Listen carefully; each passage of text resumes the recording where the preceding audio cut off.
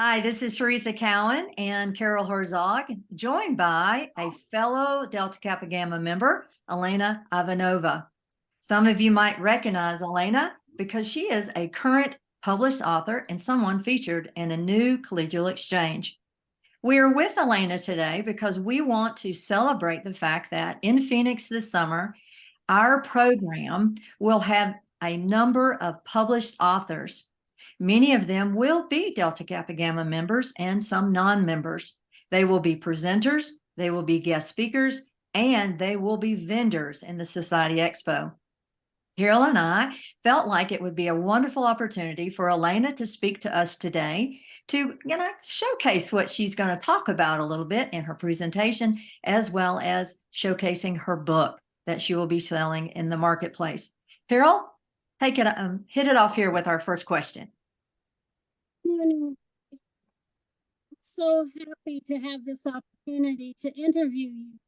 My very first question is, how in the world did you ever become interested in Leon Gaspar? Well, first of all, thank you, Carol and Teresa, for inviting me. It all started when I worked at the Stark Museum of Art in Orange, Texas. This museum has 30 paintings by Leon Gaspar, one of the largest public collections in the country.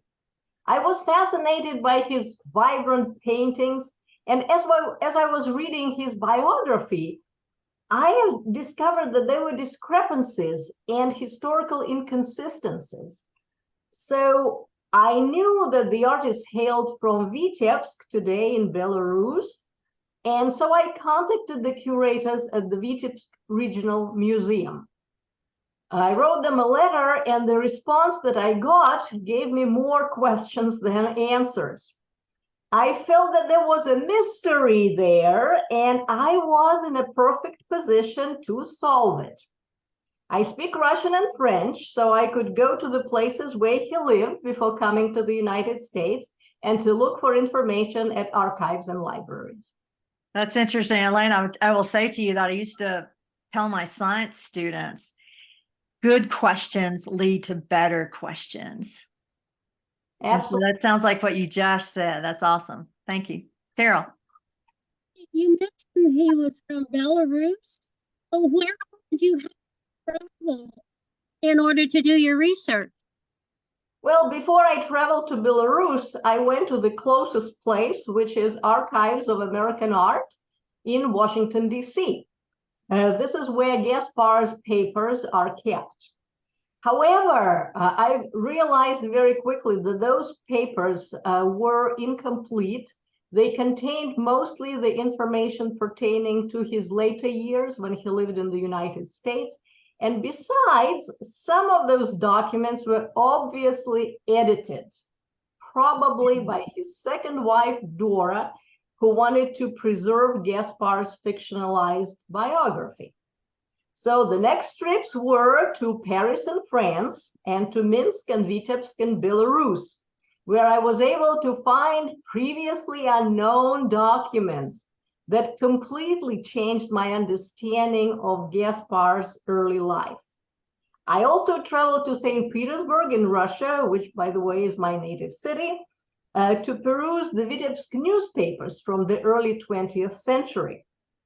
Later, I made trips to Lubbock and Houston in Texas, to Chicago, Illinois, Des Moines, Iowa, and most recently to Taos, New Mexico, where Gaspar lived for over 40 years. Wow. What an adventure. What an adventure. And I'm sure being bilingual really helped in your research. Absolutely, absolutely. I can tell you that nobody else would have done it, not only because of the language barriers, but just because of the money that I spent traveling to all those places, my own money. Oh, awesome. There may be some members out there listening to us who are interested in also publishing a book. Can you share some of the challenges that you might have gone through when you were trying to publish your book about Leon? Absolutely, absolutely. Finding a publisher was a big challenge. At first, I hoped to publish my research through a university or a museum that is affiliated with a publishing house because of the value of my research for art history. However, it proved to be very difficult, and then COVID happened, and this plan had to be abandoned. I found Mascot Books, which is my publisher, through an online search. The fee they charged was a little high for me, but it was comparable to the fees that other publishing houses charge. And the main reason I chose to go with them was the quality of the books they produce. I had 63 images that I wanted to include in the book, and most of them are color reproductions of Gaspar's paintings. So it was very important for me to do justice to his amazing work. Nice. So is some of these things that Carol has asked or we've asked you about that you've spoken to, are those going to be some of the things you're going to highlight when your presentation? Absolutely. So my presentation has kind of a title and a subtitle, and the subtitle says my journey. Your journey. Yeah. So it's your journey, your quest. Yeah, my journey to find the truth about his life. So part of it will be about Leon Gaspar, about those discrepancies that I found and the truth that I found.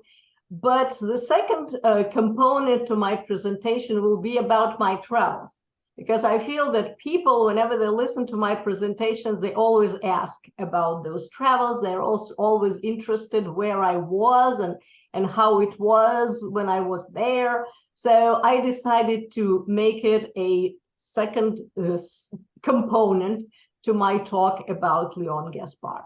Excellent. Well, it sounds like an exciting thing, and we hope our members will come to Phoenix. They will not only come and hear you speak personally, but they'll also check out the most recent collegial exchange where Elena was interviewed by a fellow Delta Kappa Gamma member whose name was Nancy Newton from Texas. And it was done as an interview process in an article. So please check that out. Go to the collegial exchange, find out more information about Elena. But most of all, see you in Phoenix. See you in Phoenix.